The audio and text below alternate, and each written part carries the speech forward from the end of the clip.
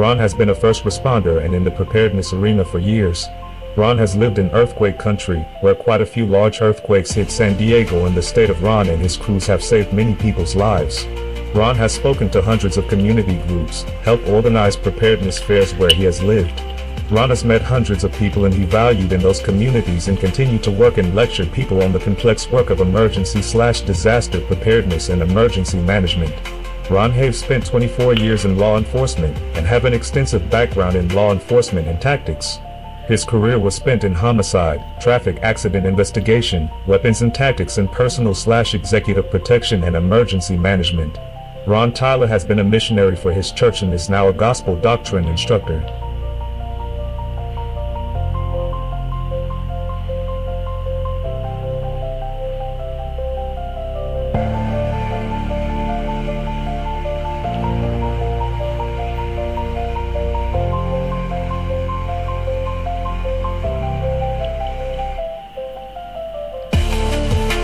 If you would like to support our program and what we are doing, you may make donations to paypal.me/MRMGNTSR591, paypal.me/rltnspdema@hotmail.com, Venmo @RonaldTyler17.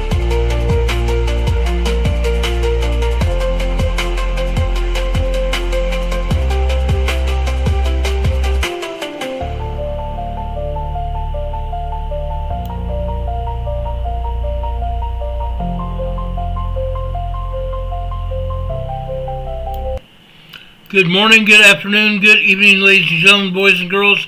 Welcome to Emergency Management Associates. We're coming to you from the Area Command, 392 miles west of Kitty Hawk Beach, North Carolina. We want to welcome everybody who will be joining this program today, live here or on a delayed replay. We appreciate each and every one of you being here with us. It's a great privilege to join you here. It's a great privilege to know that you have chosen us to give you the information you need to prepare for emergencies and disasters. That's what we do best. That's exactly what we've been trained to do, and that's what we do best. Tonight I'm going to talk about earthquakes in Southern California. I'm going to talk about volcanoes. The first thing I'm going to do is show you a video from Geology Hub showing you what's happened volcano-wise throughout this world, especially over in Hawaii at Kilauea Volcano. Stand by for this. This is going to be good for you.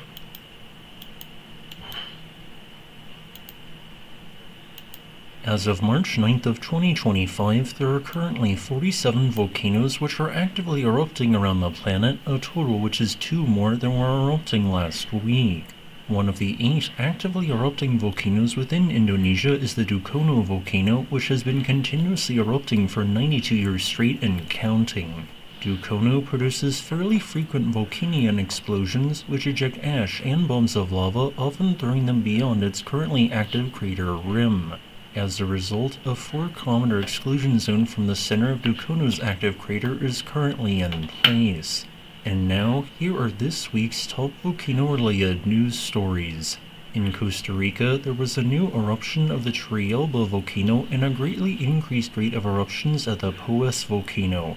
Meanwhile, in Japan, the alert level was raised at the Yakidaki volcano due to the detection of summit inflation and a rise in the rate of daily earthquakes. And in Hawaii, the Kilauea volcano put on another spectacular show as it produced its tallest lava fountains in 39 years. These lava fountains peaked at around 4:09 p.m. local time on March 4th, reaching sustained heights of 600 feet for a time, with intermittent spurts of lava reaching even higher, up to 750 feet in height. This meant that lava fountains actually exceeded the height of the caldera rim edge, allowing the lava fountains to be directly seen from all of the caldera's viewpoints, creating a fantastic spectacle.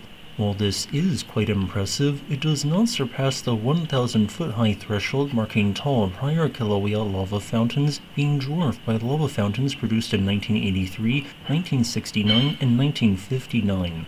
However, just like each of these prior eruptions, the current ongoing eruption, which has been intermittent since December 23rd of 2024, has consisted of repeated episodes of lava fountaining interspersed by periods of no lava effusion occurring. Those prior eruptions involved as many as 44 lava fountaining episodes, and with the 12th episode beginning at 7:30 a.m. local time on March 4th and occurring solely in the southwest corner of Kilauea's summit caldera, the current eruption has now tied the number of lava fountaining episodes the 1969 to 1974 Mauna Ulu eruption experienced. Episode 12 of the ongoing eruption was intermittent in weak for its first 7 hours, occasionally sending weak lava flows beyond both of the erupting vents. Increased sustained activity began at 2 p.m., with lava fountains progressively increasing in height over the next 2 hours. After the majority of Kilauea's down-dropped block was covered by a layer of fresh lava that made it 2.5 meters or 8.2 feet shallower than it was beforehand, eruptive activity declined until it ceased the following morning. This represented Kilauea's longest eruptive episode of 2025, and now we are expecting episode 13, perhaps even with similar height dual lava fountains, to begin between March 11th and March 13th. Meanwhile, in Japan, on March 4th, the alert level of the Yakedake volcano was increased from green to yellow in response to both the detection of summit ground deformation and an elevated rate of earthquakes. Yakedake is a mainly andesite stratovolcano located 35 kilometers west of Matsumoto in central Japan. While some people live on the outskirts of this volcano, it is noteworthy for having a history of producing unexpected and sometimes even almost impossible to predict phreatic eruptions such as what occurred in 1995. Unlike many other volcanoes in Japan, earthquake swarms at Yakedake in the last 75 years have preceded volcanic eruptions a double-digit percentage of the time, hence why there is currently a warning to people within 1 kilometer of its summit where the inflation and earthquakes are occurring. This summit area is littered with a dozen distinct eruptive vents, primarily explosion craters that have been generated by eruptions during the last 2,500 years. While a phreatic eruption has not occurred at its summit since 1962, people in my opinion should avoid at least a 1 kilometer radius around its summit. And in Costa Rica, this week saw a brief and weak phreatic eruption occur at the Turrialba volcano on March 3rd, its first since 2022. However, what was more notable was the fact that increased eruptive activity is occurring at the Pires volcano, with some days in its acidic crater lake consisting of more than 100 small phreatic explosions. This unusually high level of activity occurred alongside what appears to be minor amounts of ground uplift, suggesting the possible intrusion of a new batch of magma, and at the same time the phreatic activity has caused its acidic lake level to drop. A high rate of small eruptions is likely to continue during the near-term future at Pires. Here is a quick list of all the world's volcanoes which are currently erupting. Additionally, here are some volcanoes showing signs of unrest which are not erupting as of the recording of this video on March 8th of 2025. As a final note, I would like to thank this channel's patrons on Patreon and channel members on YouTube. I love Geology Hub, guys, and I urge you guys to go over there and watch the videos over there, because there's a great lot of information that might be very helpful for people within the areas of volcanoes around this world. They give information about Kilauea. They give information about the earthquakes and volcanoes literally around the world. Japan, Vanuatu, over in Tonga and New Zealand, also over all around Europe, literally everywhere. They've talked about the volcanoes in Alaska. They've talked about Mount Rainier and Mount St. Helens. They have a lot of great information. I urge everybody to take a look at that when they have the chance.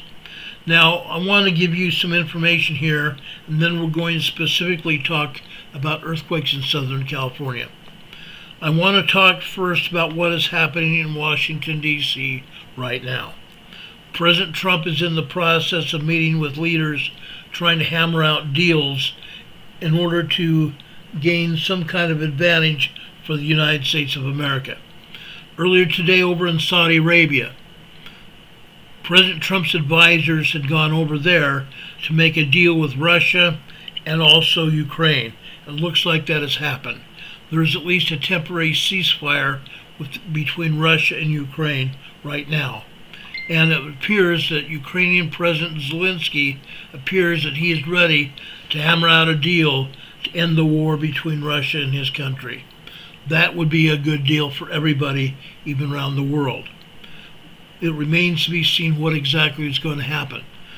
Just yesterday and overnight, Russia pounded Ukraine with missiles and bombardments on key cities all over Ukraine.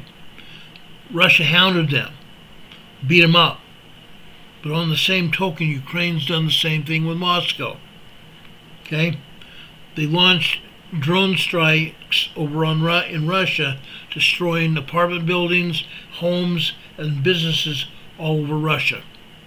So Ukraine has done their share of damage, and Russia's also done their share of damage. But it appears that now we may have a ceasefire in place, and we'll see how long that holds. Okay? Ukraine Zelensky seems to believe that it's all because of Russia. But Ukraine has also been known to violate ceasefires before. Let's see what happens. Let's give President Trump a chance to end that war and end the killing. President Trump has said over 2,000 people have died every day because of the war in Ukraine and Russia. Let's see what happens. Okay? Also, DOGE, the Department of Government Efficiency that Elon Musk has been doing. He's been doing a great job. He's found even more inefficient ways. He's also found more money that was being spent fraudulently in Social Security and also at the IRS and various other places. Elon Musk is trying to work out a deal to ferret through the government databases to stop the fraud from happening. Last week, before we left the week, the Supreme Court threw a wrench in the field and said that the money that USAID had spent had to be spent and sent to the countries that they were appointed to. However, that stopped. For example, they wanted to spend $200 million to send to Guatemala. Why? Because they said that Guatemala needed to have LGBTQ people recognized. Really? We're sending $200 million to Guatemala to recognize LGBTQ people? It seems that's been happening all over the world. Sending condoms, $200 billion over to Hamas to be spent on condoms. All kinds of BS like that. It's incredible. That's not the only place. There was also money spent or sent over to Africa, to a country that nobody even heard of. Unreal. All kinds of fraud and mayhem going on. And Elon Musk is also putting a halt to it. Okay? We'll see where that goes. We're going to see where that goes. It's unintelligible. I never even thought that this was ever going to happen, not in my lifetime. But it is. Our government is so corrupt it's not funny. And hopefully we have a president here that's willing to get to the bottom of it and stop the craziness that's happened. Now, on the same token, with that craziness going on, Elon Musk is trying to save this country money. And I just found out earlier this morning, we have some good news. We have some very good news to those of you who are on Social Security. It appears that they've hammered out a deal with Social Security to send people $3,600 either in checks or automatic deposits to your bank accounts to help make up for times when the government was not able to send you money or wasn't able to send you enough money. Okay? It appears like that has happened, and there's over 2 million Social Security accounts that they played with that people are going to get money from. I will play some audio for you tomorrow about that. It's incredible. $3,600 will go a long way for a lot of people. Some people get less, but most people get around $3,600, and they may get even more monthly. They'll get their Social Security amounts raised monthly. So that's going to start probably the first part of April. So that's some good news. Okay? That's very good news. JB Rand says, we all want to know what the heck is going on. I agree. We all do. And I will be telling you that. As soon as I get my hands on information, I will share it with you. That I promise you. Okay? Does anybody have any questions for me before we get started on earthquakes in Southern California? There's been a lot of earthquakes in Southern California. We're going to cover what has been going on and what we might expect in Southern California going forward here. And I believe we're going to have a major earthquake in Southern California. Okay? So does anybody have any questions for me before we get going here? I want to answer as many questions as we possibly can. I think it's very fair that people have those questions answered. Don Patoka says he will believe it when he puts his hands on it. I agree. That's what I said. My wife said, what? Fukushima news. We don't have any real Fukushima news right now.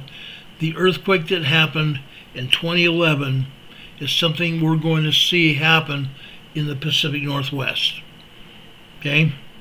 We're going to see it. We've talked about it before. Okay? What's going on? Major earthquake. And then on top of that, what the earthquake doesn't finish destroying, the tsunamis will. Not just one wave, but multiple waves. Dozens of tsunami waves will hit the coast of the Pacific Northwest. JB Rand says weather weapons. Yes, we're seeing weather weapons happen. By the end of this week, the Midwest of the United States are going to see weather like we haven't seen in a very long time. We may see dumps of snow and or rain in the United States Midwest, and that weather system is going to continue going eastbound, and by the weekend it will hit here in the East Coast. Okay? Right now, yesterday we had temperatures in the 60s, low 60s. Temperatures last night got down into the 30s. Guess what? Today we had temperatures at 77. Incredible. Just insane kind of temperature ranges. I had to turn on the heat last night because it got so cold here in our house. Had to turn on the heat. We are going to have weather coming across the United States. It's hitting up in the Pacific Northwest right now and hitting on the west coast of the United States, even in California. That weather is going to make its way across the entire country, and everybody's going to have a taste of it. You're going to have a taste of it from Montana and North Dakota south into Texas and all the way across the eastern seaboard. It's going to be very cold, very wet. Renee Sevi says Kilauea erupting. Yes, it is. I showed you a video at the beginning of this program where Kilauea was erupting and has been erupting. Okay? Huge eruptions there. Almost record-breaking eruptions there. Berlinda Mustafa says, like the tornadoes in Florida, yes. We may see some tornadoes out of this storm that's coming across the United States now. Okay, we may see some tornadoes out of that. It's going to be very rough weather. Okay, very, very rough weather. On Monday, here in North Carolina, over towards the coastal areas of Charlotte, North Carolina and such, there were some tornado sightings in the upper atmosphere, but none of them made it to the ground. Okay? They had cold temperatures, they had very cold rains. We had very cold temperatures, but very little moisture here in the foothills of the Blue Ridge Mountains. That's what happened to us.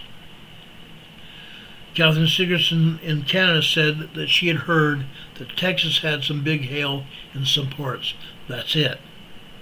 Yes, they did. And that hail, folks, is just part of this weather system that's coming across the entire United States. And after it leaves here, it's going to be headed across the Atlantic into Europe. So those of you that live in Europe are going to have a taste of this as well. It's not going to be pleasant. Okay, this is March. March typically in Europe has snowfall and heavy winds and rain as well in England and various other parts of Europe. But in the coldest areas such as Scandinavia, you guys are going to see some heavy snow yet before this winter is over.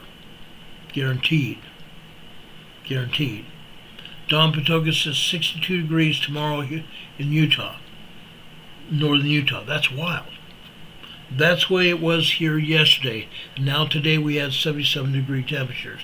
That's going to change. It's going to change. Rob52 says even there in Arizona, rain's coming in tonight. Yes, it is. All that weather system from the Pacific coast is coming into California and it's going to be crossing into Arizona and even over into Nevada and Idaho tonight. Okay?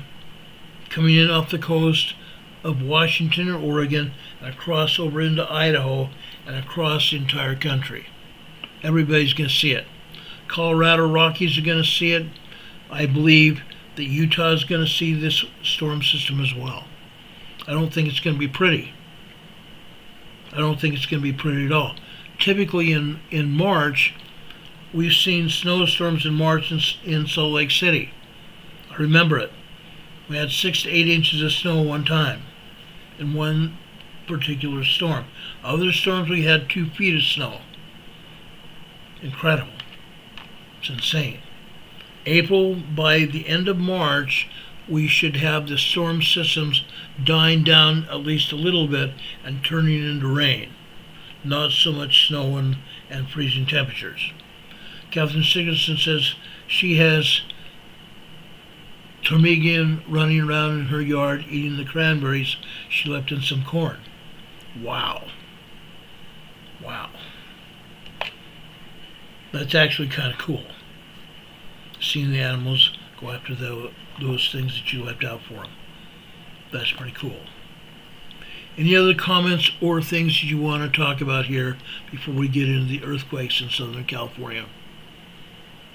I want to make sure we get this information out to you so you have it. Don says he's seen snow on the 4th of July in Salt Lake City.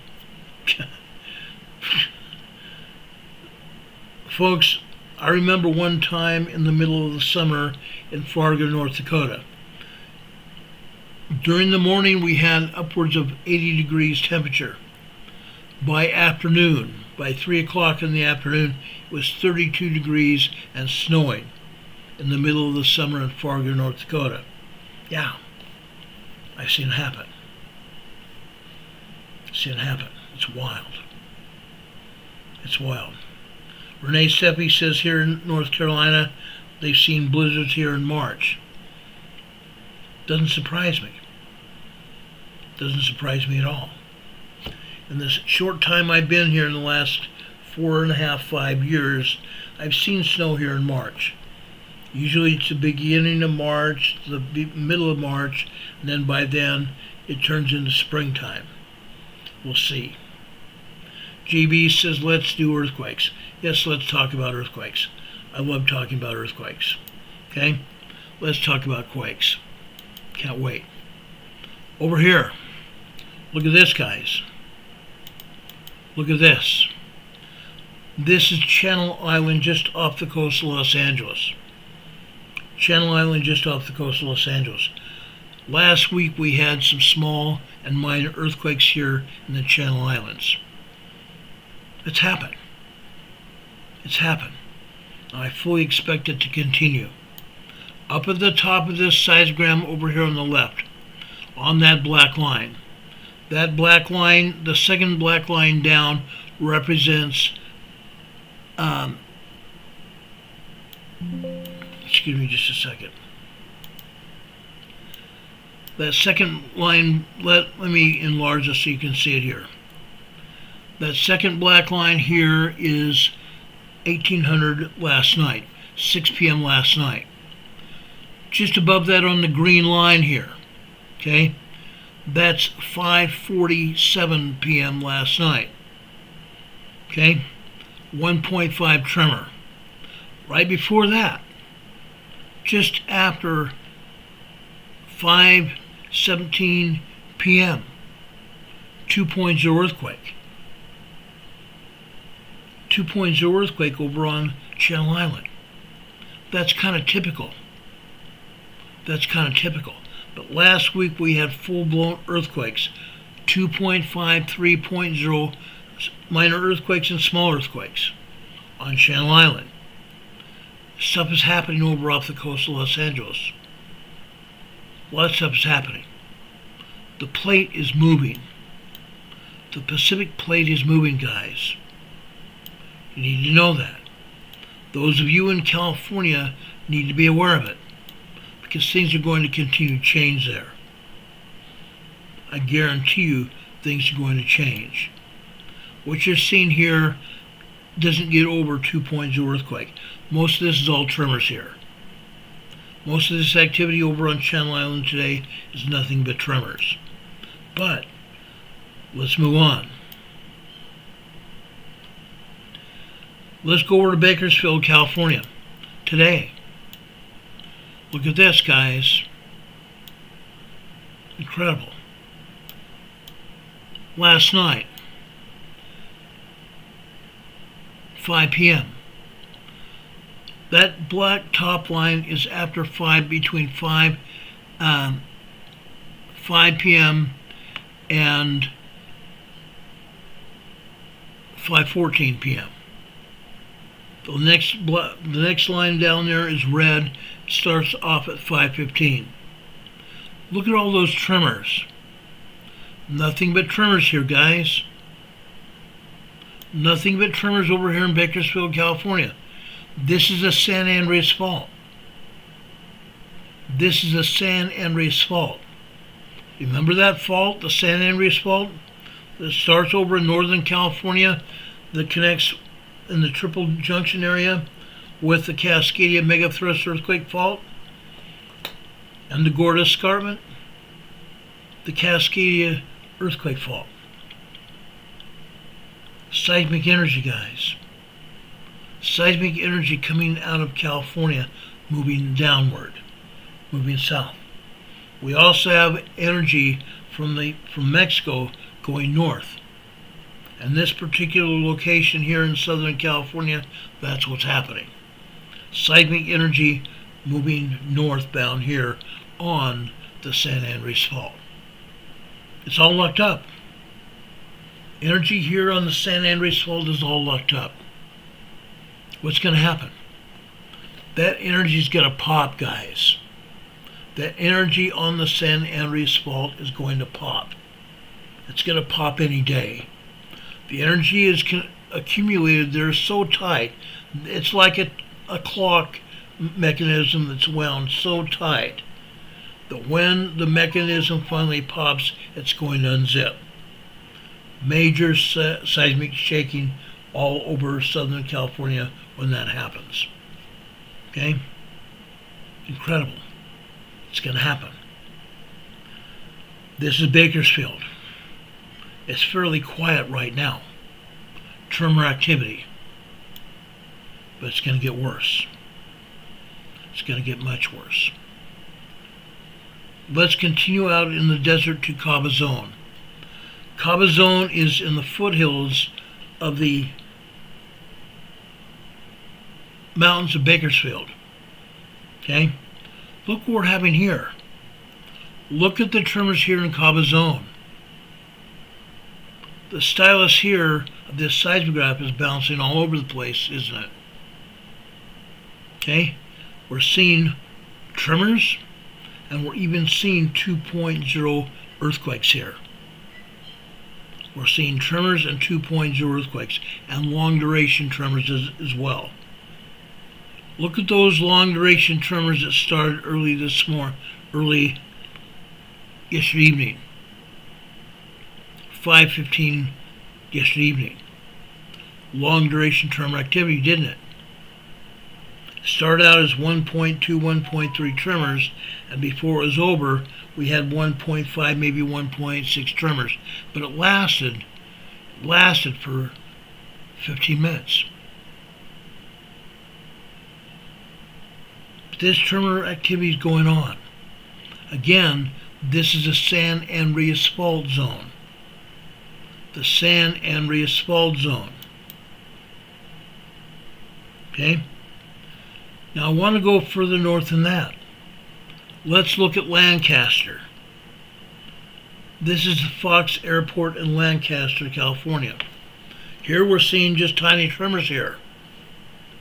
Tiny tremors here. But south of here is where all the action is happening. It's hardly moving anything here at Lancaster, California. Let's look over at the San Jacinto Fault in Hemet, California. Those of you that have been in Orange County and Hemet know what's going on here. We've had earthquakes here before, but now all we are having are tiny tremors here. Literally tremors all over the place. Just tiny tremors. Last week and the week before we had full-blown earthquakes, and I'm talking about 2.0, 2.5, and 3.0 earthquakes here in Hemet, California. Now 3.0, nothing but small quakes. Okay, I don't want to get people shook up. They're going to see their lives go down the drain with earthquakes and tremors. Those are just small quakes. Small quakes. You feel them under your feet. Sometimes you're going, what in the world is going on? Why do I feel movement under my feet? It's earthquakes. Small earthquakes happening. Minor earthquakes you don't even feel. Most of that is what we're seeing right here in Hemet today. Just minor tremors. Minor tremors. You're not going to feel this. Okay? Let's go over to Rancho Mirage out in the desert of California. Again, the San Andreas Fault here. Just like we've seen further south here. Okay? We see these long duration tremors here. We've seen small and minor earthquakes out here in Rancho Mirage before. Okay?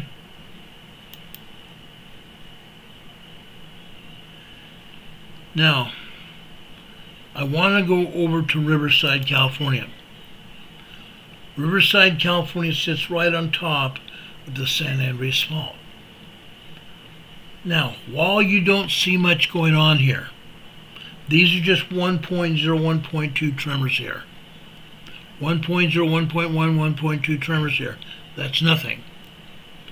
During the past 6 years that I've been doing this program, I've seen minor tremors and earthquakes happen here. I've seen minor tremors and earthquakes happen here in Riverside. Folks, when the San Andreas Fault opens up, it's going to turn Riverside upside down. How many people have been in Riverside recently? It's been quite some time since I've been in Riverside. Riverside is a very bustling town, large city of probably 200,000 people, spread out all over the desert area out there. Beautiful town, great people, beautiful homes. But what I'm going to tell you now isn't going to be pleasant. When the San Andreas Fault opens up here in Riverside, it's going to turn Riverside City into rubble. It's going to turn Riverside City into rubble. I hate saying that because I love the town of Riverside. Been out there many times. But it's going to turn Riverside upside down. There's nothing anybody can do about it. Right now they're seeing just tremors and nobody's feeling it. Nobody's feeling it. But that's going to change. I want to go out to where my friend Isaiah's granny lives, out here in Victorville, California. This is also on the San Andreas. Okay? Again, all we are seeing here are tremors. Nothing but tremors. Yes, we have seen some minor earthquakes out here before. Okay, within the last year or so, we've seen days and weeks where we see minor earthquakes here. It's going to happen again. And Isaiah's granny, my friends and family out there, be safe. Protect yourselves. I'm hoping you are prepared. I know Isaiah's granny and her family has been preparing for quite some time. She has grandchildren now. I can't help but think what's going to happen out there. Victorville, California. Now, I want to take you over into Los Angeles. Let's take a look at Chino, California. Chino, California today, we're only seeing tremors here. Tremors. But in the past couple of weeks, we've seen larger seismic activity than this, just like I've been talking about in those other locations. This is nothing. Things have really changed and calmed down here in Chino. I'm very surprised, because I thought by now things would be getting going again.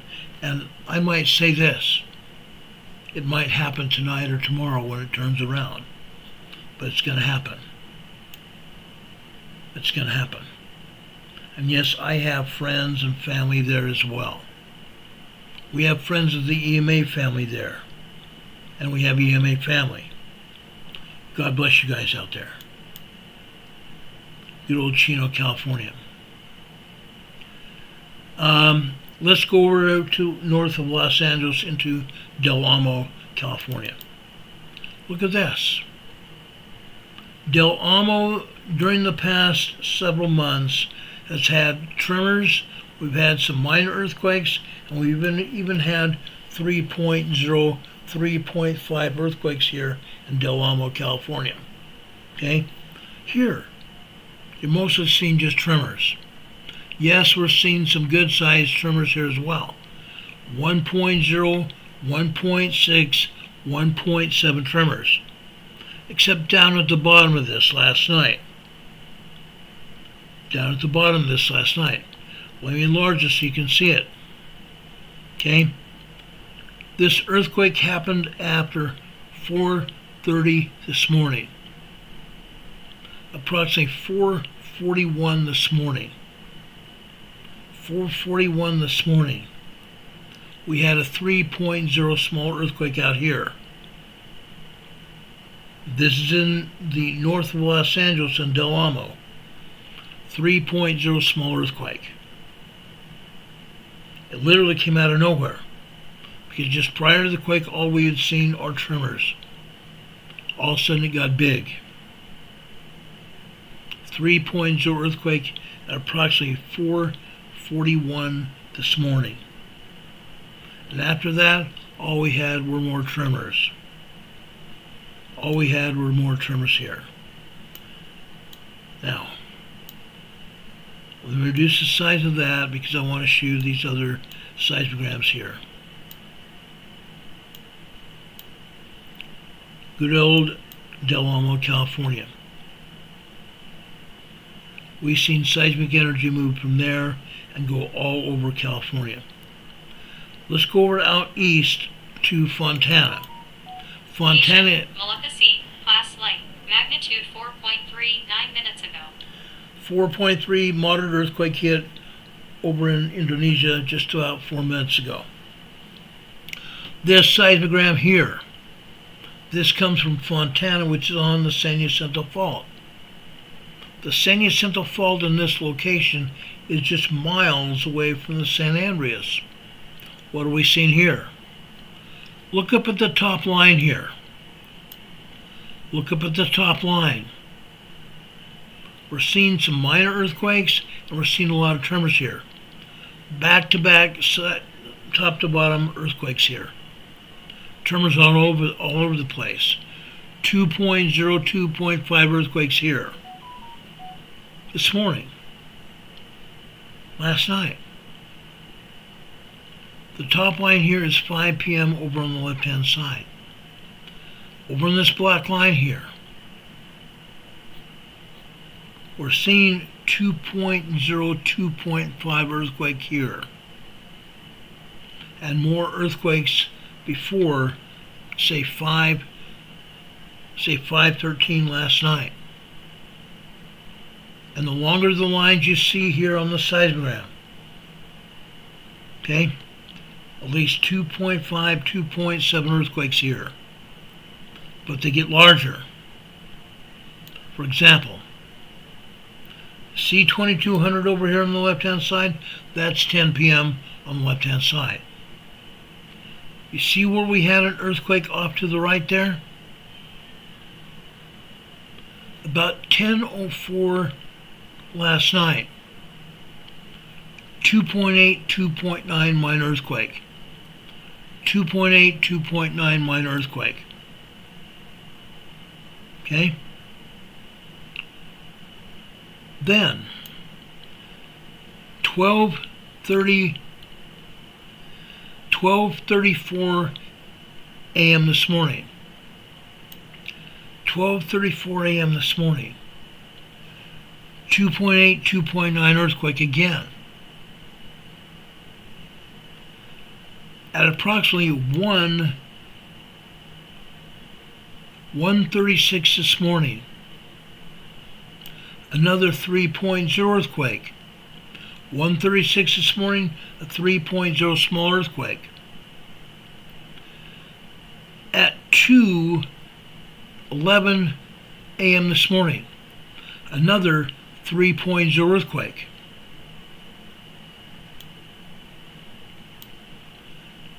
At 3:02 a.m. this morning, another 3.0 earthquake here.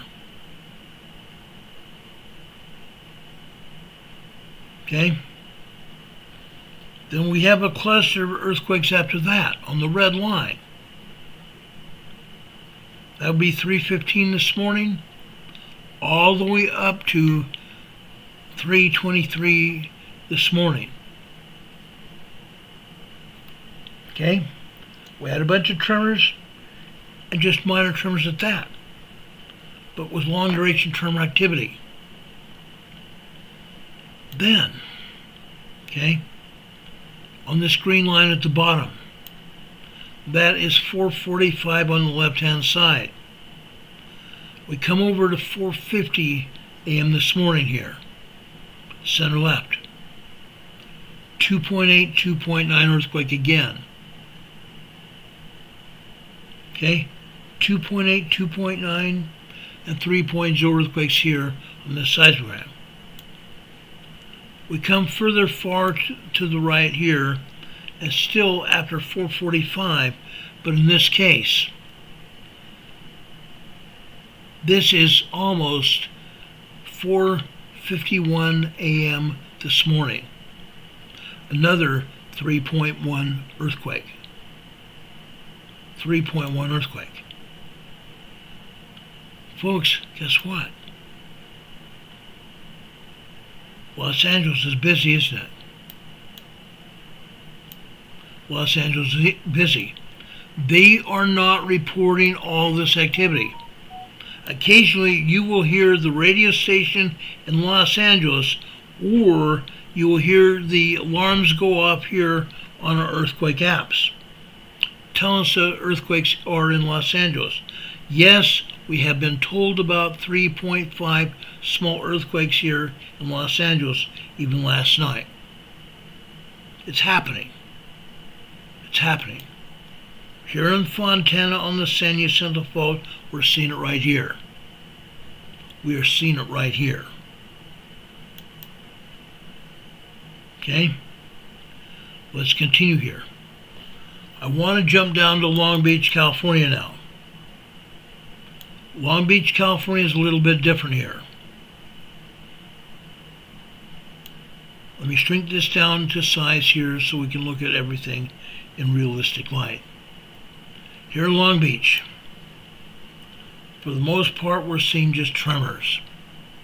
Up at this top line of this seismogram here, on the black line, we're seeing some 2.0, 2.3 earthquakes here. 2.0, 2.3 earthquakes here, and less.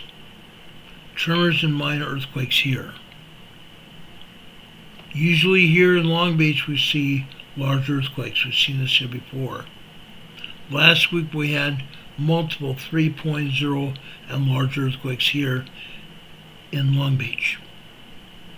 But you can see things haven't not changed too much because we are wall to wall, side to side, constant, consistent seismic activity. In this case it's just tremors. I'd honestly like to see tremors than full-blown earthquakes that hurt people. Okay? Yes, sometimes you'll get awoken to earthquake activity. Okay? I've had several people in South Carolina talk to me about last night feeling seismic activity, wondering what had happened. Just small earthquakes.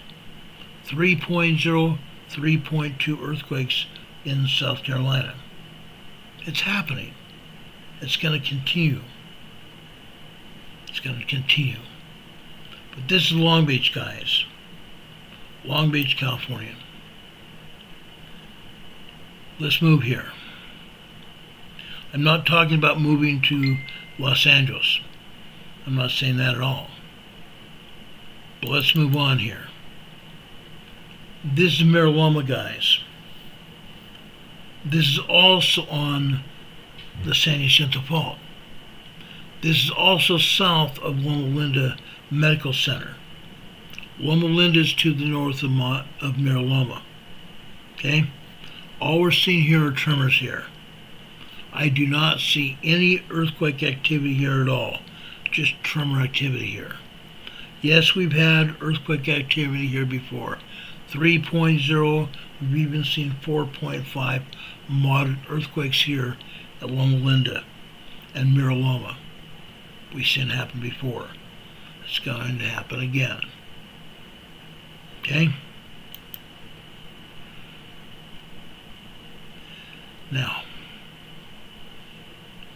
let's go back to northern Los Angeles in Moore Park, California.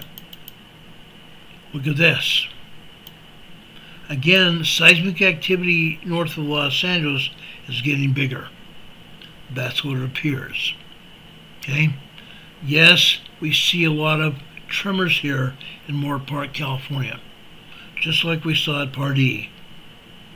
But we're also seeing 3.0 small earthquakes as well. Okay? After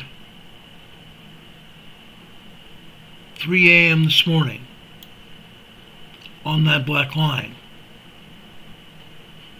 nearly 3:02, it's 3:01 a.m. this morning, 3.0 earthquake here. Then after that, on the blue line beneath that, the blue line beneath that would be 3:30. We come over here to the center of this seismogram. In this case, this earthquake in blue here, in the center of the seismogram. This, folks, is a 2.9, 3.0 earthquake. 2.9, 3.0 earthquake here. Okay? It's on the border of being a small earthquake where it can be felt. This earthquake may have been felt. This one earthquake here may have been felt. Let's move further down here this morning. Let's go down here to this blue line that happened after 8:30. Blue line here below 8 a.m. You see 0800 here? That's 8 a.m. The blue line here would be 8:30. We come over here just 1 minute. Just after 1:30. 1:31. This is another 3.0 earthquake. 3.0 earthquake here. Then all of a sudden you don't see anything but tremors. You see tremors here. 1.0, 1.2, 1.4, 1.5 tremors. Until we get over here after 4:45 a.m. on the left-hand side on the green line. We move this green line over here to the right, and now suddenly we are at 4:55 a.m. this morning. 4:55 a.m. I believe we may have had another 3.0 small earthquake. Seismic energy is all over this area. Los Angeles is getting hit. It seems like northern LA is going to be hit before almost anything else. Be aware, guys. Those of you that live in the bedroom communities north of Los Angeles, over in Pardee, Moore Park, in that area, beware. The area is shaking. In Pasadena last week, we had a 4.5 earthquake. A lot of shaking there. 4.5 moderate earthquake hit in Pasadena. We've had earthquakes there before. A lot of shaking.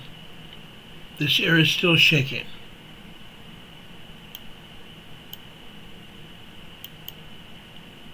All right.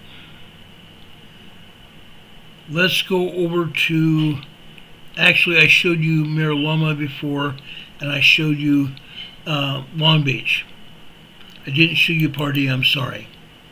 This is Pardee. Here in Pardee, we're seeing mostly tremors here. Tremors. I see one full-blown earthquake, and I'm talking about probably a 3.0, 2.9, 3.0. And this earthquake happened just before 2 a.m. this morning. Approximately 1:58 a.m. this morning.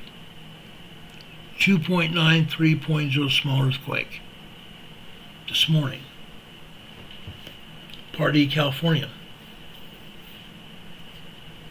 All the rest of this is tremors. We've seen earthquakes here in Pardee before, but this is still a lot of tremor activity. Probably close to 100 tremors here. Close to 100 tremors right here, all day long. And that's only part of the day. Okay, let's go over to Rinaldi, R-I-N-A-L-D-I, Rinaldi, California. Another bedroom community north of Los Angeles. Wow. Insane. Here we see nothing but tremors. Here we see nothing but tremors. But folks, there's more. There's more. What are these wiggly lines here after 2 a.m.? What happened? What happened? Guys, we had a much larger earthquake around the world. Peru. In this case, this was a 5.7 earthquake in Peru.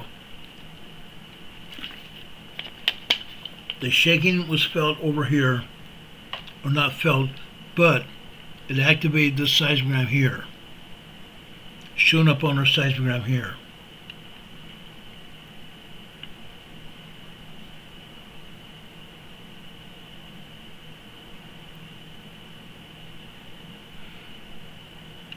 Okay, you guys want me to reduce the volume here. I can do that. How's this? Is this better? Is this volume better here?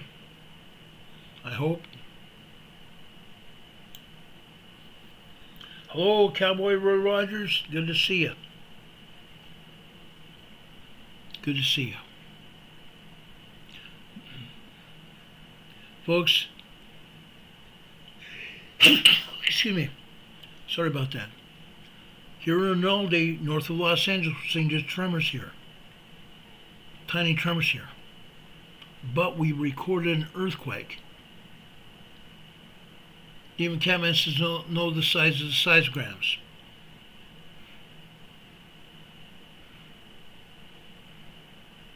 I can do that.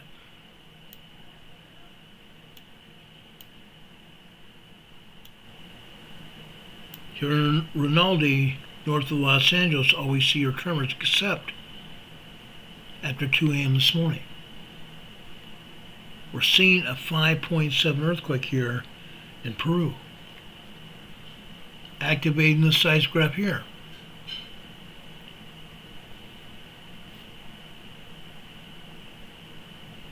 Heather says turn the volume up and the seismos down. I can do that.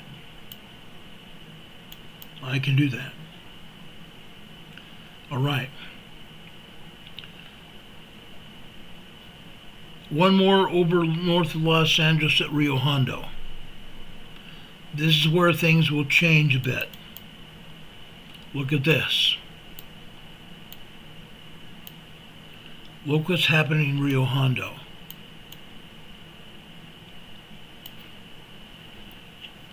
The stylus here is moving all over the place, isn't it? I've done some checking on this. See these wavy lines here? These wavy lines here? The seismograph caught this as magma beneath the surface heading eastbound. Magma beneath the surface headed eastbound, away from the Pacific. That's why we have these wavy lines here, showing magma beneath the ground headed eastbound, off the Pacific Ocean. But we're also seeing a lot of seismic activity here as well.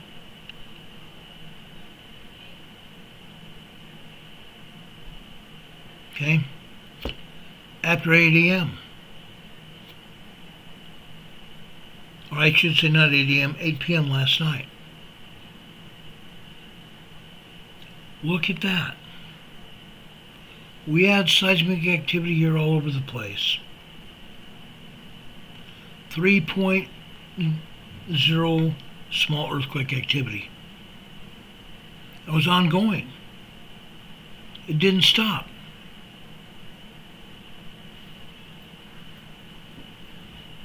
It didn't stop. But after it did, we had nothing but tremors here. Hurricane Heather says that stylus is drunk. Yeah, it sure looks like it.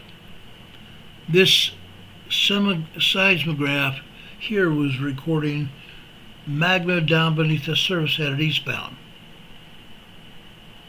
Where is it headed?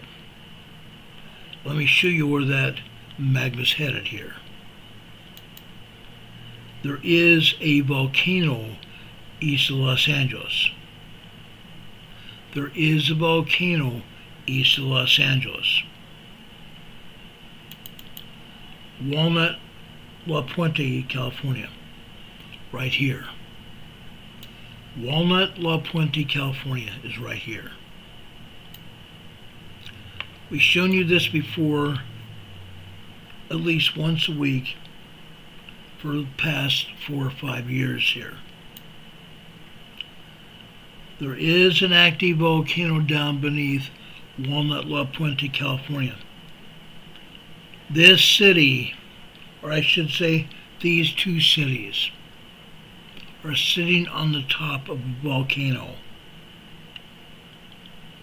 And they're seeing 3.0, 3.5 activity happening here multiple times per day. Small seismic activity happening here all over the place all day long. In some cases, look at the seismic activity here. Okay? You see the activity topped off at the top and the bottom. That's because the United States Geological Survey and Caltech doesn't want us to see how strong these earthquakes really are. I believe some of these earthquakes here are at least 3.5 to 4.0 moderate earthquakes. But you'll never hear that from them. But you can see these earthquake diagrams topped off and top to bottom off as well. You can see it happen. These are at least 3.0 to 4.0 earthquakes here. Small to moderate earthquake activity here. This is happening multiple times a day. Multiple times a day. Walnut and La Puente, California. And yes, it's a pretty rich area. They have state homes here. Great big estate homes. And they have probably 2 to 3 to 4 acres of land. Every home. Every home. But here we're seeing small earthquakes and even possibly moderate earthquakes happen here all day long. Off and on all day long. Before the middle of last year, we've seen this continue. Really, nobody talked about it. Now we are hearing talk almost every day about seismic activity happening here. People feel these earthquakes. The powers that be say, oh, that's nothing going on. There's nothing going on. It's your imagination. No, it's not. No, it's not. This is volcanic activity happening out here in Walnut and La Puente, California. Promise you, it's going on. It's happening every day. Unreal. Now, I want to show you Anaheim, California. Let's go out to State Street. Yes, we've seen 3.0 small earthquakes out here at State Street, California. Anaheim, California. Disneyland, Knott's Berry Farm, and many other amusement parks and areas there in Los Angeles. At the top of this seismogram, we're seeing 2.0, 2.3 earthquakes here. Most of this is on the red line here. The red line here is after 12:15 a.m. on the left-hand side. Just to give you an idea of time element. That timeline is between 12:15 and 12:30 a.m. No, I'm sorry. This is after 4 a.m. or 4 p.m. yesterday afternoon. 4 p.m. yesterday afternoon. Unreal. But look at these tremors here, and look at these full-blown earthquakes as well. Yes, we've also had some 3.0 seismic activity here. Small earthquakes. Small earthquakes happen here at Anaheim. Any questions here?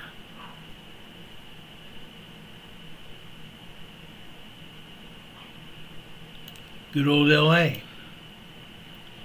Now, while I talk about the San Andreas Fault out here on the east, and the San Jacinto Fault out to the west of there are other faults all over Los Angeles that are causing this miscontentment. All kinds of seismic faults all over the LA basin. That's why Los Angeles is shaking all over the place. That's why we're seeing what we're seeing here. Happening.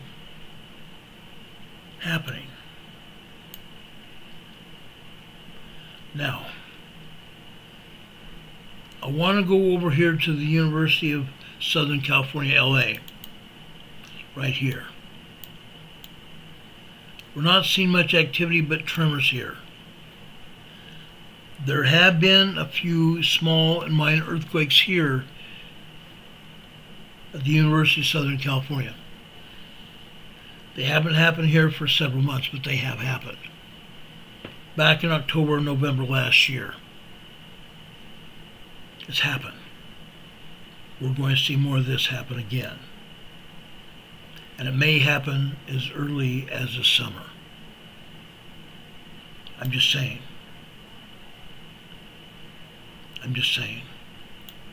I fully expect to see it. Okay? Now, let me check something and make sure. There's one other place I want to show you, and that is Watts. Los Angeles, Watts. East Los Angeles.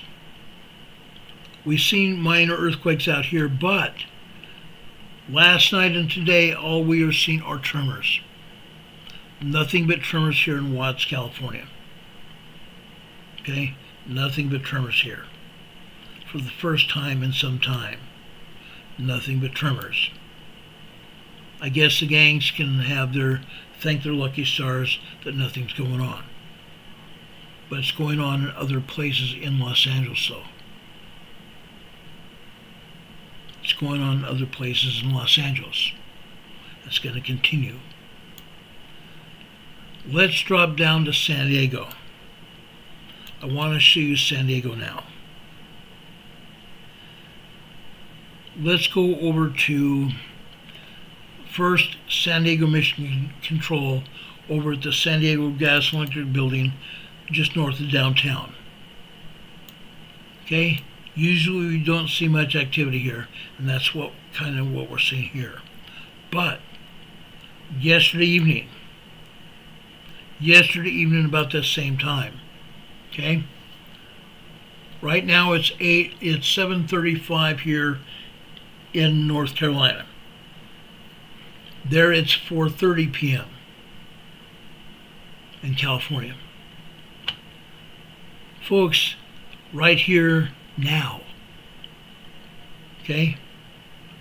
Here yesterday afternoon, we were seeing some minor tremor activity. 1.1, 1.2, 1.3, 1.4 tremors here yesterday evening. Again, after 1800 hours, which is 6 p.m., tremors here. But they literally die off here. Now there could be two things happening. The tremors really died off, or the seismologist turned the machine down. We've seen that happen before. They turned down the machine. Okay? We've seen this happen before. Let's go out into East San Diego County. Actually, before we do that, let's go to San Onofre, where the old nuclear power plant is. Okay? Just west of Camp Pendleton Marine Corps Station there. Look at this. Tremor activity. Constant microquake and tremor activity here at San Onofre. This is along the Pacific coast. Right alongside the Pacific coast. Okay? Now, I did not show you Laguna, California today, nor did I show you Marina del Rey and Playa del Rey. Why? Because there's nothing to show you. Absolutely nothing to show you. It's dead. The seismographs are dead. Okay? But here we're actually seeing some tremor activity here. San Onofre Nuclear Power Plant in North San Diego County. Let's go out to the top of the Chocolate Mountains. Let's go out to the top of the Chocolate Mountains. We're going to Cuyamaca High School. Cuyamaca Mountains, East San Diego County. Look at this. Microquakes and tremors here. Microquakes and tremors here. The San Jacinto Fault here. Every once in a while we'll see a microquake and or a tremor here. Very quiet activity. Very, very quiet activity. Compared to what was happening over in Fontana in that area, it's dead quiet here. Let's pop over eastbound, over into the Imperial County. Okay? I just love going there. Absolutely love it over there. I want to go over to El Centro, California, where our dear friend from our Emergency Management Associates family here, Juanito, lives out here in El Centro. Here in El Centro, we're seeing 3.0 earthquakes here. Usually we see anywhere from 10 to 15, 3.0 to 3.5 earthquakes here every day. Things have calmed down. Things have calmed down here quite substantially. Okay? We see some heightened elevation seismic activity here after 5 p.m. yesterday afternoon. Okay? Probably 2.9, 3.0 small earthquake activity. Then 6 p.m. hits here over on the left-hand side of the top. 6 p.m. we're seeing 3.0, 3.3 activity. Small earthquakes. Back-to-back small earthquakes. Okay? Then it calms down for a time. It calms down to just after 9:51 p.m. last night. 9:51 p.m. last night. All of a sudden we have a 2.8, 2.9 earthquake. Then we wait a spell here. We wait a spell until approximately, and this is 11, I want to say 11:57 p.m. last night. Another 3.0 earthquake. Good old El Centro. Okay? Then over here on the far right side on the green line, this would be 11:59 p.m. last night.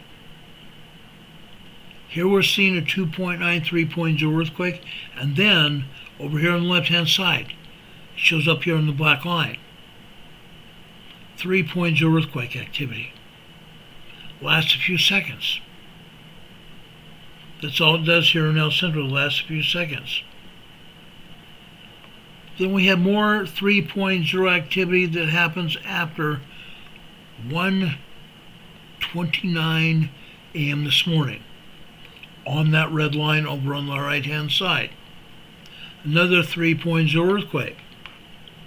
The next 3.0 earthquake we have happen is after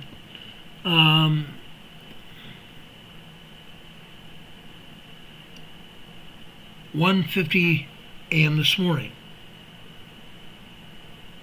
1:50 a.m. this morning we have another 3.0 earthquake. After 3:50 a.m. this morning we have another earthquake over on the green line towards the right-hand side at the bottom. 3:50 a.m. this morning we have another 3.0 earthquake. Then at 4:50 a.m. this morning, 4 a.m. and 50 minutes, another 3.0 earthquake. El Centro's still rocking and rolling, but not as many 3.0 earthquakes here in El Centro as we've seen here.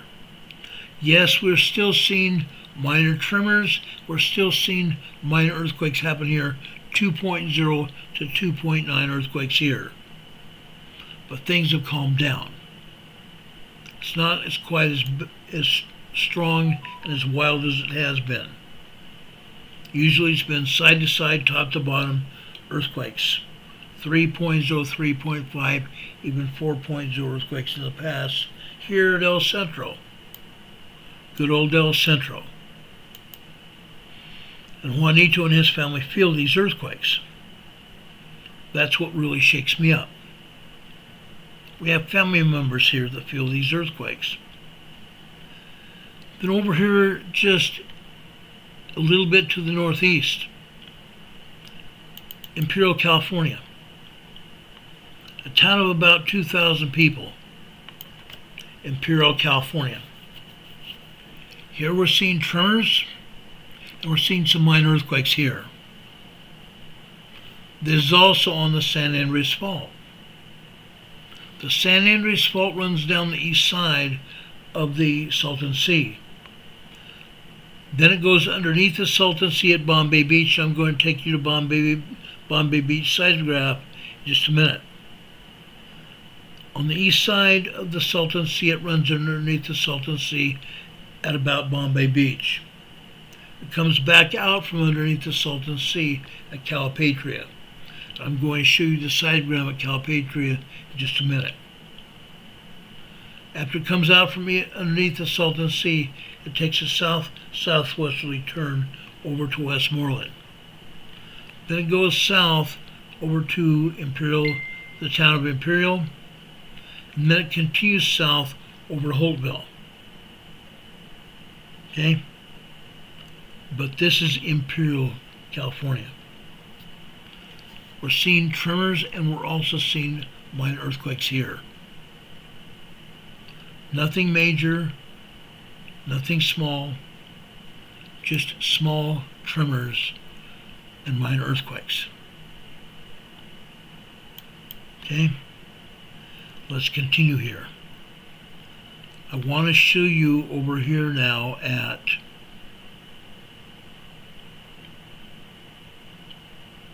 Westmoreland.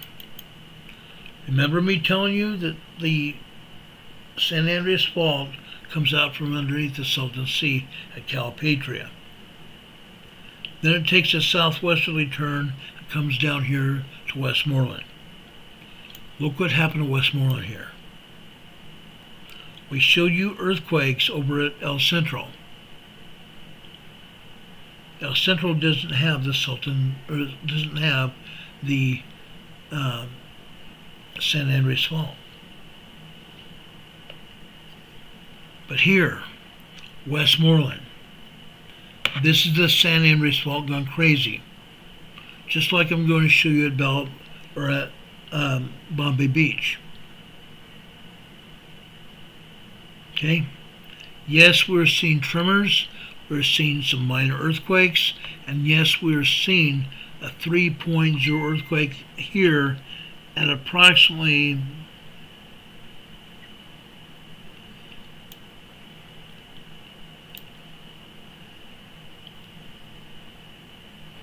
11 a.m. this morning. Just after 11 a.m., probably 11:48 a.m. this morning on this green line here. 3.0 earthquake here. About just over a minute later, we had another 3.0 earthquake. And then we wait about 15-20 minutes. Just after 12:08 p.m. today, another 3.0 earthquake. Okay? Then over here on this blue line here on the left-hand side, over on the left this would be 12:30. But now we're talking about 12:34 p.m. this afternoon. Another 3.0 earthquake. Then over here on the right-hand side, on the red line, on the left-hand side would be 1:15. Now we're over here on the right-hand side. Now we're talking about 1:27 p.m. this afternoon. Another 3.0 earthquake this afternoon. Seismic energy is moving here, guys. Seismic energy is moving here at Westmoreland, California. The Imperial Valley is shaking. The Imperial Valley is shaking. And yet, if you look at the USGS map, and I can show it to you, the USGS map is not showing any activity at all here. Yet you're seeing it. There's dozens and dozens and dozens of tremors, minor earthquakes, and small earthquakes here in the Imperial town of Imperial and in the Imperial County. It's happening. Happening. Now, before I show you Calipatria, let's go over and show you Bombay Beach. Good old Bombay Beach. Okay, again, this is where the San Andreas Fault comes down the eastern side of the Salton Sea, and it goes under the Salton Sea here at Bombay Beach. Look at the earthquakes here. This is not a volcano. This is the Salton Sea, San Andreas Fault. Yes, we're seeing 3.0, 3.5 earthquakes here. They cut the tops and the bottom off of these quake sequences, so we don't know exactly how strong these earthquakes are. But they are at least 3.0, 3.5 earthquakes here. They may be as strong as 4.0, 4.5. Okay? All over the place. It's not just one or two, it's not three or four, it's a dozen. It's a dozen. But the seismic activity continues. It continues. As I said, the San Andreas Fault goes underneath the Salton Sea here. Then it comes out at Calipatria right here. Okay? This particular seismogram here starts at just after 2 p.m. yesterday afternoon. We start to see seismic activity here just about 2:33, 2:34 right here. 2.4, 2.5 earthquake there. And you can see 2.0, 2.4, 2.5 earthquakes all over this. You can see the smaller 2.0s as well. Okay? Then after 8 p.m., actually 7 p.m., after 7 p.m. yesterday evening, it gets eerily quiet. The only thing we see here is a tremor. This tremor happened after 11:40 p.m. last night. Nothing had happened before that. Nothing really had happened before that. We see this tremor here, which is a 1.5, 1.6 tremor there. And then we see 1.1, 1.2 tremor here happen after 0045 hours, in which case this is over here on the right hand side, 0055 hours. Okay? 1:40, 1:55 a.m. this morning. Okay? We go from about 7:30 last night until just after 4:45 this morning. 4:45 this morning, we have a 2.4 earthquake. 2.4, 2.5 earthquake. Nothing really happens after that until after 5:30.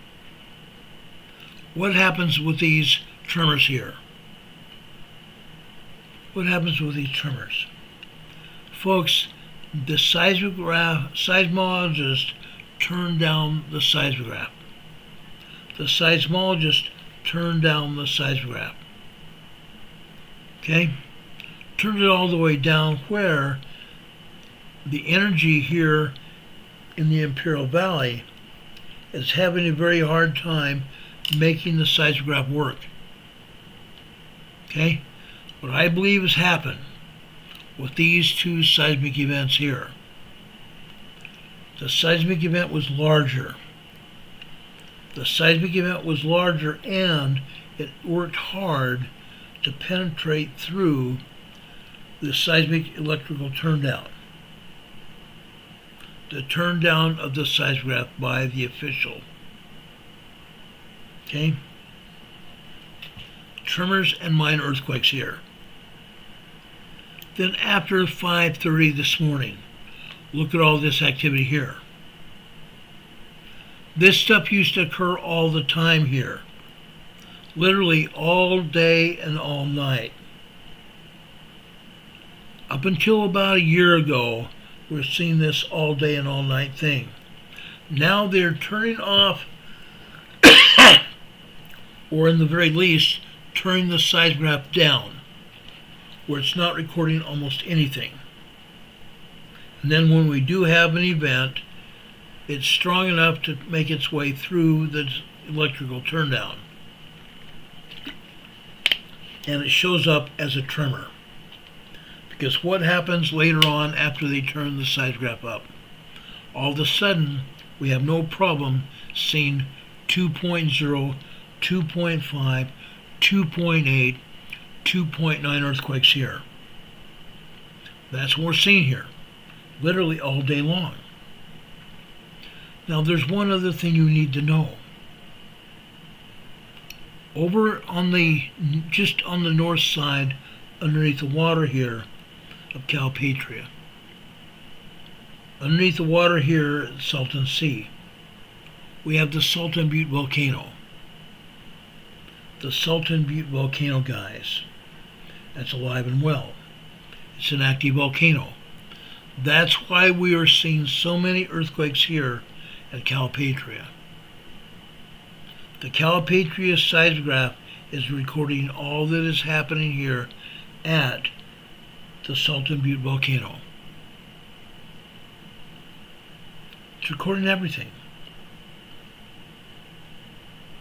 The Salton Butte Volcano is alive and well. Okay? It's very much alive and well.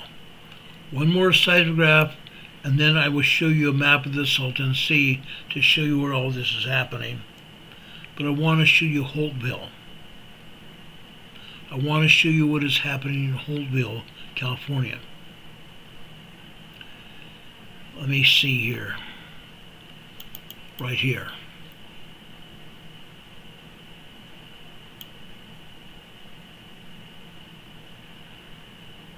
This is a seismograph at Holtville, California. Okay? This is at the Salton Sea Desert Research Station in Holtville, California. Okay? Here we're seeing nothing but tremors here. We're not seeing any earthquakes at all but tremors. This is busy. There is so much going on here in the Imperial Valley that it could be realistically said that there are 500 seismic activities here every day in the Imperial Valley. 500 earthquakes here in the Imperial Valley every day. And USGS rarely even talks about it. Rarely do they ever show even tremors here in the Imperial Valley. I'm showing you the realistic activity right here. You see it. You see it. Now, let's go over and take a look at the USGS map here. I'm going to take my smiling face down here, take our banner down, and show you the earthquakes that are happening. Okay?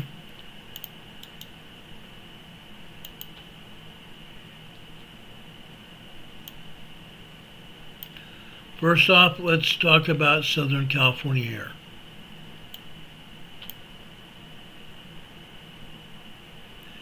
As I said, they're not showing any activity at all around the Imperial Valley. This is the Salton Sea. Salton Sea.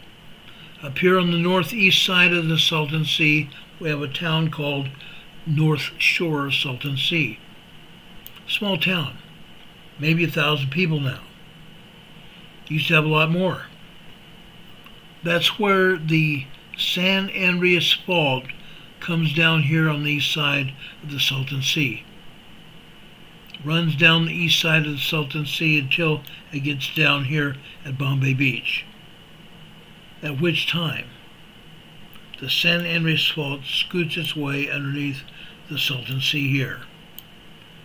Then it comes out from underneath the Salton Sea here at Calipatria. Calipatria. I've shown you this area before. Many times before. We have some geothermal plants here. Why do we have geothermal plants?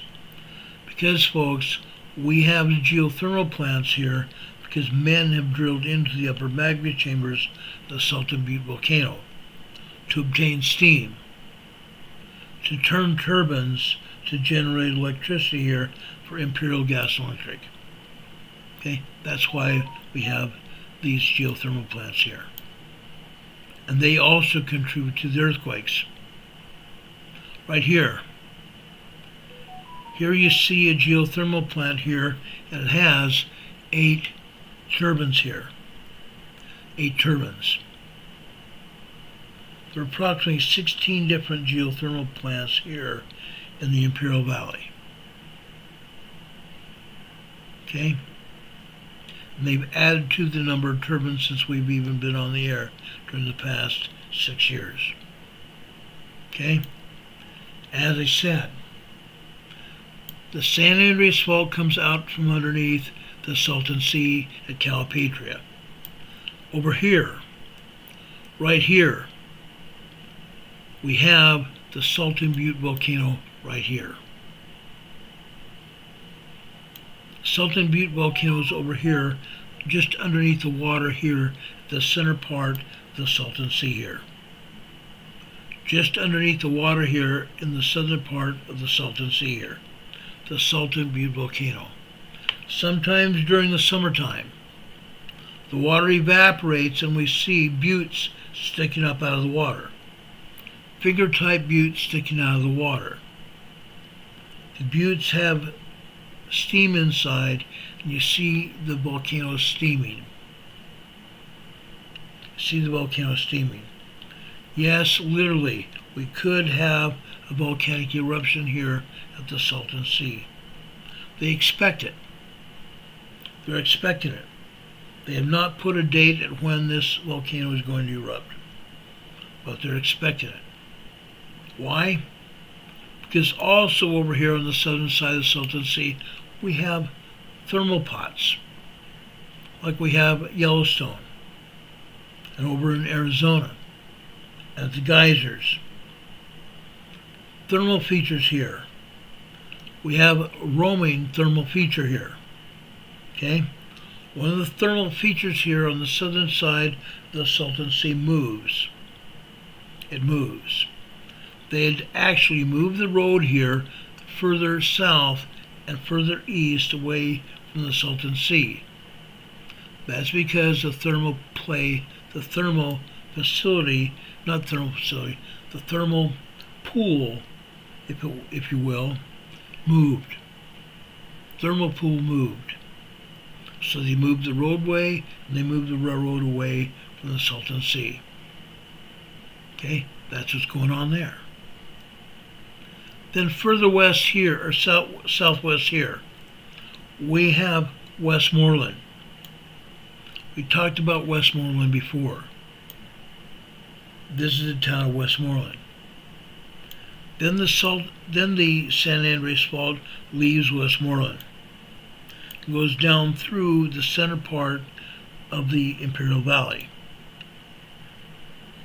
until it gets over here.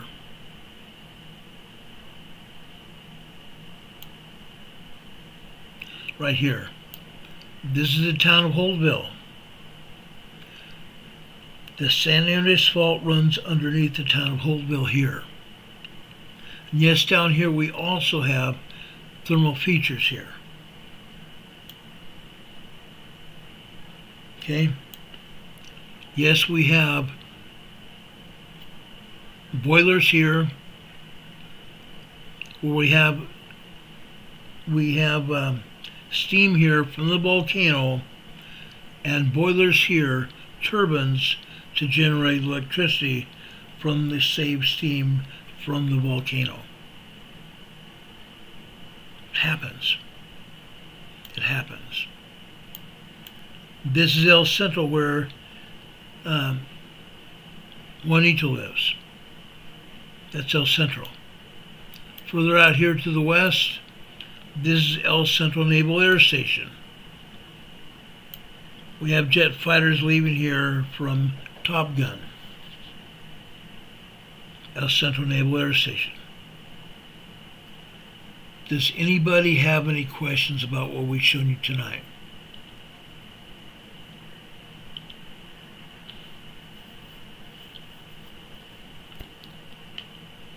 Okay? We've given you a lot of information tonight. Southern California is moving. Southern California is moving all over the place. Over here in San Diego County, USGS is telling us over here at Palomar Observatory, we have another earthquake here. This is a microquake. This is a 0.8 microquake here at the Palomar Observatory. Further out here to the east, this is Warner Springs. This is a microquake, a 0.5 microquake here at Warner Springs. And we have another earthquake just happened here. This is in the Anza-Borrego Desert State Park, northeast San Diego County. That's a 0.8 microquake here in the Anza Gap, the Anza-Borrego Desert State Park, northeast San Diego County. This is Anza-Borrego Desert State Park here. 2.4 earthquake here. This is 1.1 here, La Quinta. La Quinta is an RV resort out here in the desert. 1.1 tremor here. Right here we have a 0.3 microquake here. That's what's going on. They're not showing all the activity here. They never do. They never do. Folks, if you want us to help support this program, Rob52 is one of my best friends here, and Demon Catman and also Don Patoka have put up information how you can get a hold of me. We've shown you here our email address. They've shown you here how you can support this program to our PayPal and our Venmo locations here. You also see our post office box. On March 20th, unless we get more mail, we're going to shut down this post office box. And if you want to send me something after that, a package or a letter, you're going to have to send it to my home address, which I will give to you at that point in time. But right now, our post office box address is 104 North Green Street, Box 105, Morganton, North Carolina. The zip code here is 28655. You're also seeing our email address at rltnspdema@gmail.com. Okay? Now today,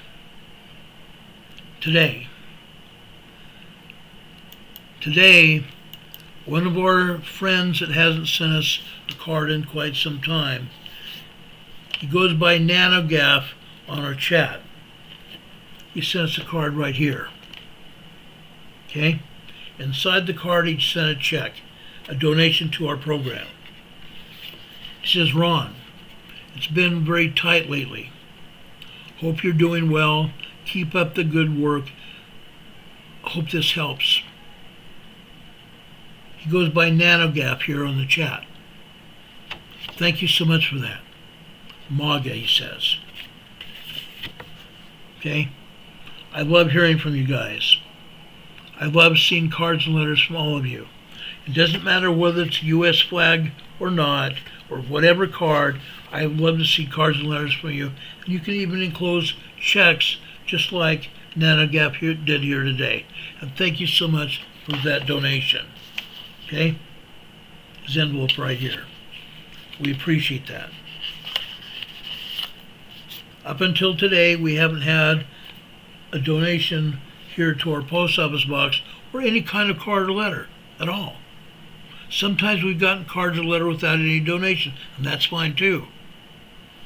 But we used to get 2 or 3 cards a week, or 2 or 3 cards or letters with donations a week. And now it's been a month until we get a donation. Folks, we can't afford to have this post office box any longer. It costs $160 for every 6 months. Can't afford it. We appreciate your help, Nana Gap.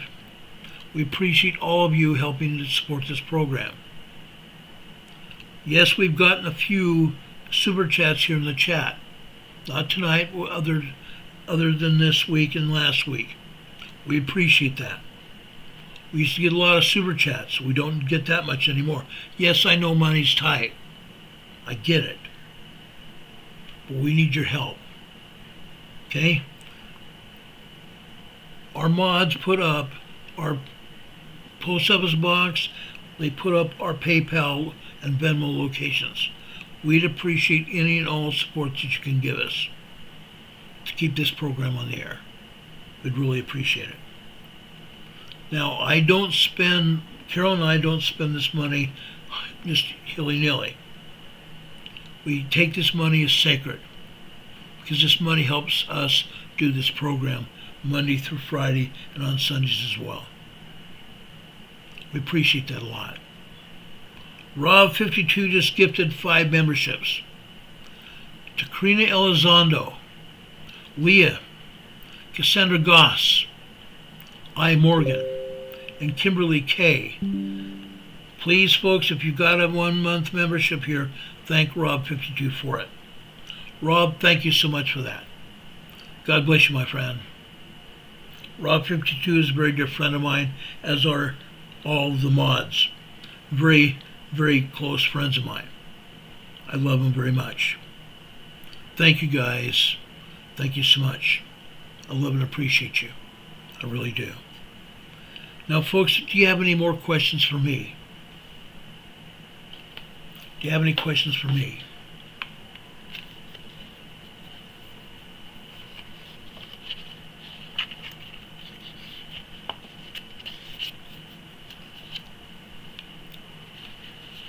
As I've done for quite some time, I'm going to leave you with a devotion tonight.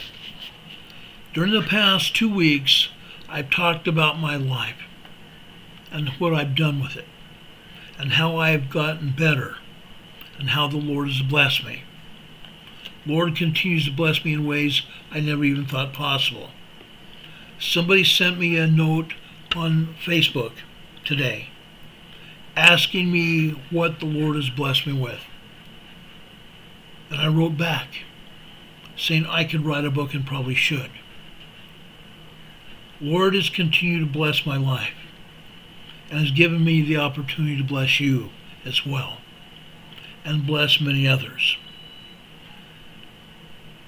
Tonight I want to talk about the sacred tapestry of life and the work that I am going through and the work that we all are engaged in. There exists a common misconception that the sacred and professional are 2 distinct realms with a boundary that never should be crossed. But during my journey of life,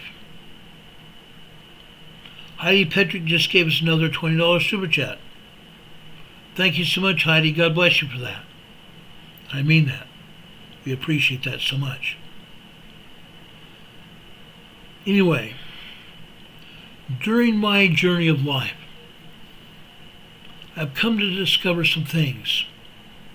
Some of the most profound experiences that have emerged in my life when these worlds, the world of sacredness and the world of my professional life, have beautifully intersected.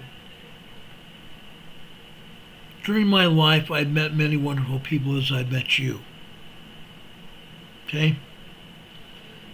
When I was a police officer, I ran into a lot of wonderful people. And like I said, I didn't have to give tickets all the time. I talked to people and I gave them warnings. Some of the people I talked to when I was a police officer became friends of mine, as you might imagine. So my worldly professional life intersected with my spiritual sacred life as well. That creates a kind of tapestry, rich in purpose and rich in passion. Now, while it may seem unconventional to some, I firmly believe that God has a hand in all of our endeavors, yours and mine. Be it sacred or professional, God has a hand in dealing with us, guiding and directing us. For me, being a police officer. Other people could be real estate professionals like Mark Pires. Other people have done a lot of other work, like Rob 52 is working in the parks in Los Angeles. My buddy Don Patoka has a professional lawn care business. Wonderful man. We all have our professional things that we've done in our life. But sometimes those worlds blend together. The sacred part of our life and the professional part of our life. Okay? These paths, though seemingly different, intertwine in a dance that in my book has enriched every facet of my life. Now, in doing so, my realm of business has been law enforcement, often perceived as purely transactional between people I meet with out on the street, dealing with their lives and dealing with mine. But it's not always dealing with the bad stuff. You might call me an entrepreneur because I dealt with things differently than most law enforcement. Some of us do that. We can weave, I'm talking about weaving now. We can weave principles of faith and integrity and service into our business lives. We can weave faith and integrity and service into our business lives. After all, was not God himself an entrepreneur? Did he not embody entrepreneurial spirit by creating this world that we live on? 6 days. 6 days creating this world, and then he rested. Showcasing creativity, vision, and diligence. Our God is an ultimate example of meaningful work that weaves into the divine. Work, meaningful physical work, weaving into a divine work. Now, all of that work that God did and Jesus Christ did was for us, for you and I. Now, I believe and think that it's a profound thing. When I think of this creation that the Lord has given us, I believe it was a profound thing. Okay? This earth of ours, our home. What an amazing gift from our Heavenly Father. What an amazing gift from our Heavenly Father. I take immense pride in labeling myself a faithful entrepreneur. It's a testament to my dual commitment of having a professional life intertwined with my faithfulness to the God of this world. To serve you and I, to serve all of us here on this earth. It's an utmost professional attitude. It's ultimate professionalism. And then to live by the sacred teachings of Jesus Christ to boot. Ask my wife about living sacred teachings of Jesus Christ. She is the ultimate example of living a sacred life. Enhancing this duality with all of its challenges. There are times when the grind of the professional life that I've had seems overwhelming, overshadowing my spiritual life. Yes, it has. It's overshadowed my spiritual realm many times. And then I have to get down to brass tacks and bring myself around. But it is very essential to remember that the professional life that we lead can also be intertwined with the spiritual. It's mutually exclusive together, but not separate. Just as Christ took time to reflect and rejuvenate amidst his divine mission, entrepreneurs must find that sacred space amidst their busy schedules. I love this thought of balancing my life. Up until the last few years, I didn't think much of it as balancing, though. I went about my life and I talked about Jesus Christ to the people that I worked with. Sometimes it was awkward, but others it was part of the conversation. When I was out on the street, frequently I counseled people on how they could turn around their lives and not be in trouble with the law. I frequently balance my life with the spiritual. Now, I envision a future where this integration becomes a norm every day.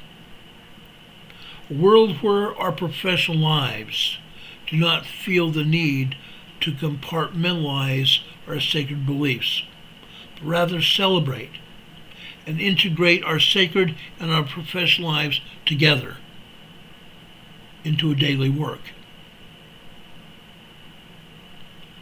I feel my life today is integrated together as a sacred work. Now this dream can become a reality for each of us as we evolve as humans, as we evolve throughout our life as humans in our day and time. It's never too late. It's never ever too late. Even with all the negativity and the anguish that we have in our world. And heavens know we've talked about this on our program.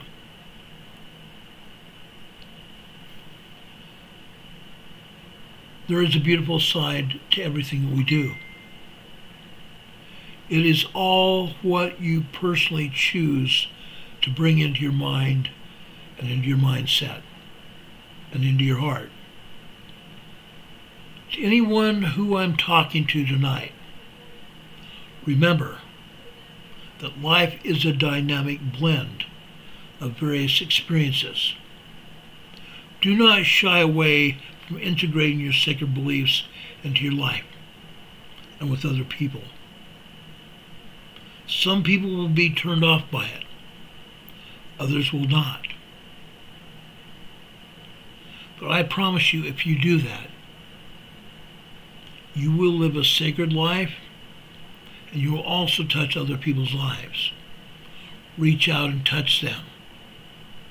Reach out and touch your family members, your spouse, your brothers and sisters, your children and your grandchildren.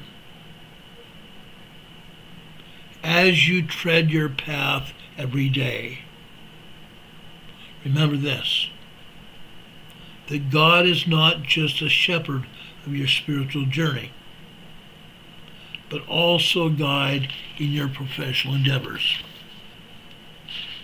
Lord has blessed me so much. Lord has blessed me and kept me alive. I should be dead right now. Look into your future, brothers and sisters, and envision a world where your work, no matter how demanding it is or how challenging it might be, becomes a medium to express and share your faith. Believe in the power of being a faithful entrepreneur, one who serves both God and the people you are around. You can serve both God and the people you are around with passion and also purpose. Now,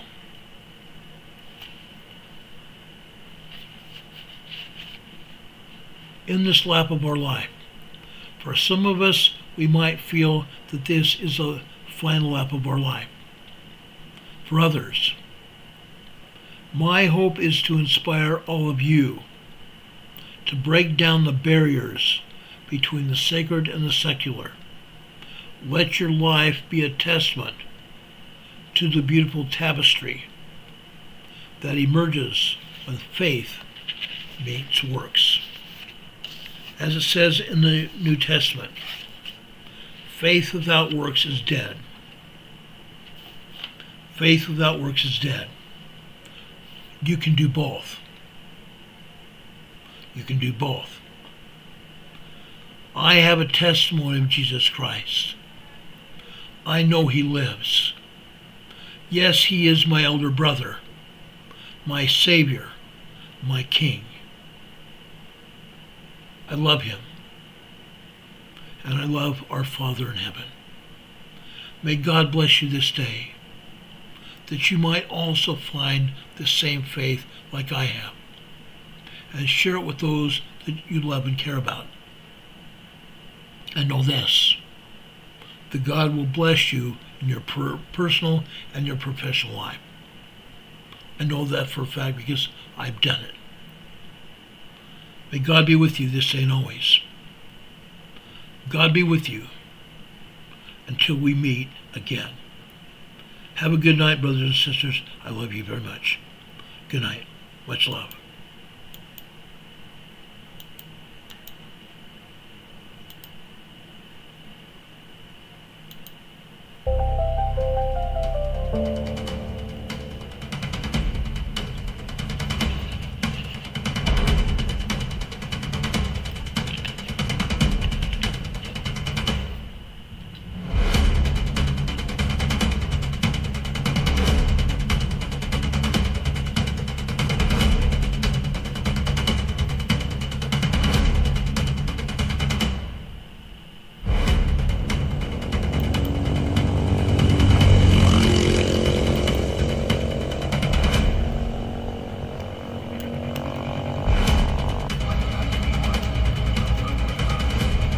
Reports indicate that a fire broke out on Stena Immaculate, with rescue helicopters dispatched to the scene. Aveyah marine traffic.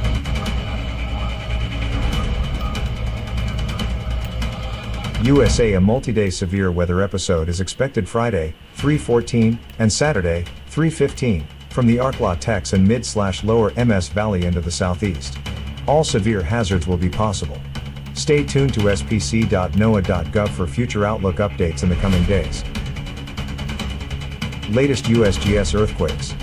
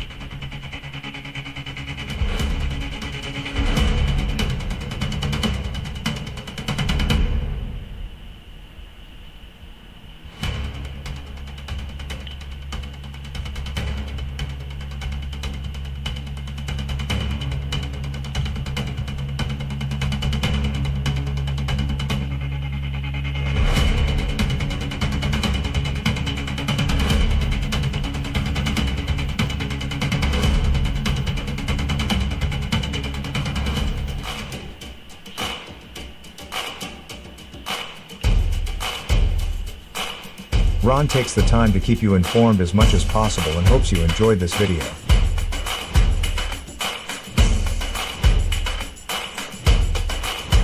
Email Ron, rltnspdema@gmail.com, or send some mail to him with a donation or a gift or card to 104 North Green Street, Box 105, Morganton, North Carolina 28655.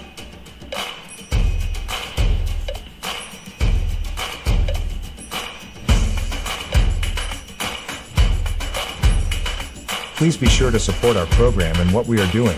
You may make donations to paypal.me/emermgmtsop591 or paypal.me/rltnspd@hotmail.com or Venmo @RonaldTyler17. Please be sure to support our program and what we are doing. You may make donations to paypal.me/emermgmtsop591 or paypal.me/rltnspd@hotmail.com or Venmo @RonaldTyler17. Ron needs your assistance at this time to keep this channel going, and an emergency has arisen for this need also.